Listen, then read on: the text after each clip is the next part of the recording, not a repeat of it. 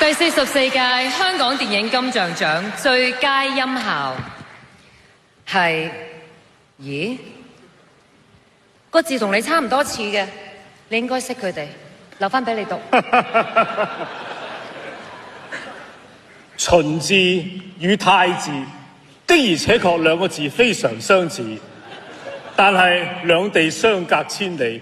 然而神亦對泰文略懂一二。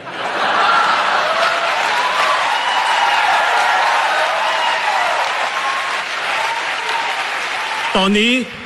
ผมจะพูดภาษาไทยครับพุทธนะคือมี3 คนนะครับคุณนภวัฒน์นิคิวงศ์คุณพุนเพชรหัตถกิโกศลคุณนัทรัตน์ติติรจนา風林火山。今次係 Nopawat Nikiwong 第4次奪得最佳音響效果獎 ，Danarat Titironchanya